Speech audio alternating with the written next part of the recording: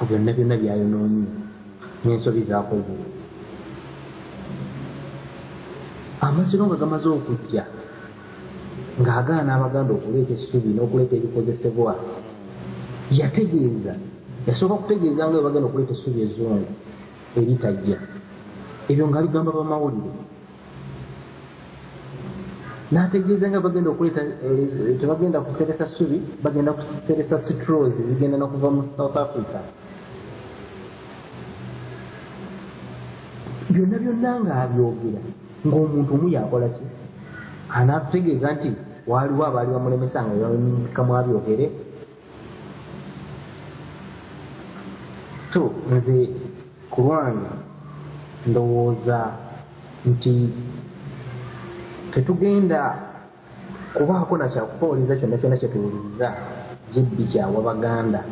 kimulemesezza okuggyako okukakasa kyatuukiriza butuukiriza ebyo bakamaabe bye baamutuma. Kubanga nzijukira bwe twali olukiiko lw'abazzukulu ba Buganda lumusinkana ng'ayakajja mu ofiisi, kuba nkola ya lukiiko lw'abazzukulu buli Katikkiro ajja lugezaako omusinkana n'okumusibirira entanda. Nali wa mukisa nti olukiiko bamusinkana nalulimu, naye jebbi ebigambo byayolekeza ssentebe w'olukiiko lw'abazzukulu ba Buganda Jjunju Kamulali, yamugamba nti kati gwe Jjunju,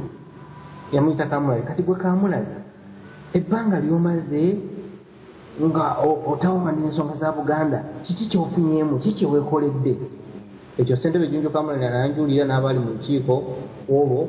banaakijulira, naye yali atugamba nti ebbanga nga tumaze nga tukaanya gavumenti, ffenna tuli baavu, tetulina nga kyesobola kwekolera, kubanga ebiseera tubyonoonera mukola ki mu kuwakanya gavumenti. Kati olwaleero oyo yatugamba nti waliwo bamulemesa. So nze sebo njagala kukkaatiriza nakigamba nti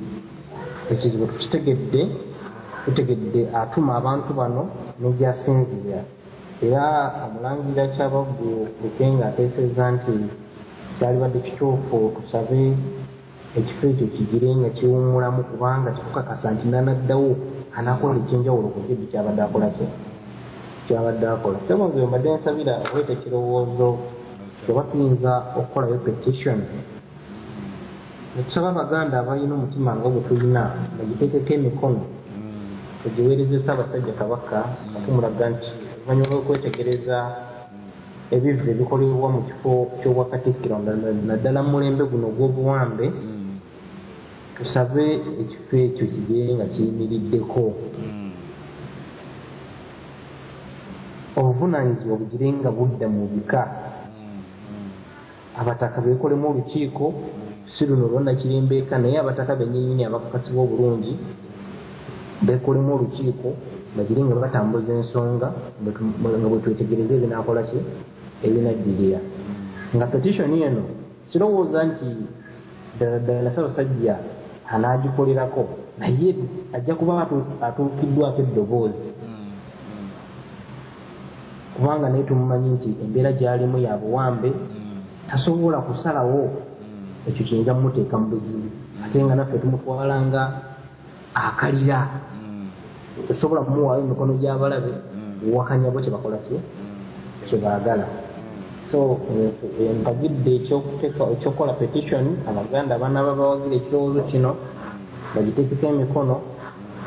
Olukiiko lw'abazzukulu ba Buganda International nga lwetukulembedde, tuwandikire Ssaabasajja nga tumulaga ebivve bikolebwa entebe ey'Obwakatikkiro, era nga kireeteddwa embeera eno gye tulimu ey'obuyinike ey'obuddu, nga tetulina bukakafu kyanaatula mu ntebe eyo tayongere kutukola bulabe. Kankubuuze mwami wa Lusindi okyaliko? Yesebo. Kankubuuze petition eyo neetuyamba ku biseera bino olw'ensonga nti kati bali mu kabuguutano kubanga tuyinza okugenda kubanga kirowoozo kikulu nnyo ky'amaanyi nange nkisemba ku lwange naye tuyinza okumala ogisayininga teekako omukono kubanga ffenna tuba tulina ogisayiningako naye nga Katikkiro amaze okulondebwa anaddako kati eneeba etuyambye sebo naye ne bw'anaaba alondeddwa kwegamba tugisukumeyo eddoboozi lijja kuba lituuse ku nnyinimu tugisukumeyo ne bw'anaaba alondeddwa kijja kuba kyewoleka nti kubanga yayinza okusalawo obuyinza abulina kubanga yayinza okusalawo obuyinza abulina n'agamba nti awo gira owummulamu ne bw'anaaba takikoze naye n'amaloboozi okubanga gatuuse mu lubiri nakyo kikulu endowooza yaffe n'etuukayo netuukayo kubanga nze nina obwesige bunene nnyo nti Ssaabasajja ebintu byonna yazaakwata Katonda yamusobozesa kuba embeera gy'alimu n'abantu abamwetoolodde zenneewuunya ebintu byazaakola kubanga lumu yali n'abataka abakulu b'ebika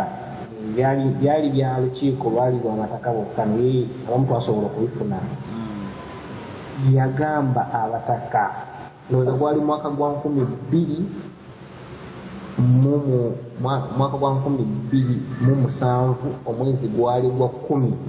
yali asinkanye abataka mu lukiiko ebbanda naye yabagamba nti mwegendereze nnyo ebigambo by'abazzukulu bye boogera kuba tebitera kugwa butaka ebyo bigambo songeddeemu kyange na kimu naye nga Ssaabasajja yennyini yabikola ki ebyogera omuntu ayinza okwagala obbirondoola agezeeko okubaako omutaka gwabuuza eyali mu lukiiko olw'omwaka ogwo mu mwezi gwenjogedde amubuuze nti ddala ebigambo bino Ssaabasajja yabyogera kyongere okukakasa nti amaloboozi Kabaka gamutuukako era nekimuwa amaanyi abantu be bafaayo okutegeera ebizibu ebikukola ki bibaliko ensonga lwaki nkugambye nti yayogedde ne muwulira ng'agamba nti Abaganda bazibusa amaaso Ssebo yabadde ategeeza ggwe ne banno n'abalala bonna abalina omutima mwe mukolera olw'okulaba nga Buganda mugyoleka amazima era bwe tugamba nti amazima agalituwa eddembe ekyo ndowooza kyekyesuubi kitulina okusaasanya n'Abaganda bakikole ki bakifune ekizibu olw'ekyennaku kyendabidde oba Obuganda bwonna kyebulabidde ku mulembe gwa JB nti atadde ebbala ebbi ku ntebe y'obwakatikkiro kubanga oyinza okuwaawo okulowooza omuntu alina entegeera ng'eya JB bwebadde onoonyayo yadde akasirikito akatono ennyo bwe kati oyinza okugamba nti newankubadde akoze naye kino yakikoza magezi tokiraba bwettu tweraliikirira nnyo nti ataddewo ndowooza ebbeetu ky'omuntu ajagamba JB nga bwe yakola kino tewali kyamutuukako ebbala ebbi lyalise ku ki mu ntebe y'obwakatikkiro kuba luli abantu badde newaba yadde nga bakoze ebikyamu naye bagezaako okubeera nga beekweka baleme bikolera mu ki mu lujjudde naye kakati ono agezaako okulaga nti osobola okubeera mu kifo ekyo n'okola ekikyamu ne batakola ki ne batabaawo kikutuukako ensabira nti petitioni eno kibanga abateesa bannange banaaba bagiwagidde tugikoleko mu bwangu tuuke mu lubiri Ssebo nga mpumbawumba njagala kusaba nti nga tutunuulira ebizibu n'abo abatukozeeko ebyambyone ate twongere nnyo amaanyi mu wetulina okutambula n'okulaga Ssebo kinkoze bulungi nnyo wenkwidde nga abateesa beebuuza nti naye Katikkiro alondebwa atya anajjamu atya kizuukusiza kati abantu buli omuntu abadde alinda bulinzi Katikkiro akole ki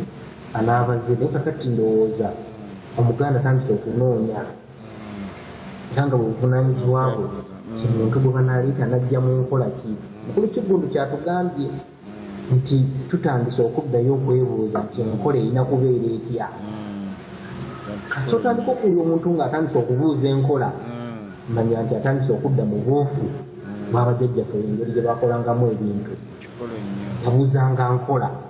ogamba okukola kino nti okola kino nti enkola yeegamba ki ab'ennono nga batuula abataka nga batuula abanonooza nga banonooza mugenda okumaliriza nga ekintu kitambudde nga bwe kiteeka okukola ki era awo ne bwewaba nga walabiseewo ensobi tetera kuba y'amaanyi nnyo nga zino ensobi ezikolwa mu mbeera nga tewali avunaanyizibwa tewali abuuza tewali anonooza buli omu akola nga bwakola ki nga bwayagala sebo ekigambo kya UNESCO ekyo nakyo ndowooza kuba tuwandiikidde ku UNESCO enfunda eziwera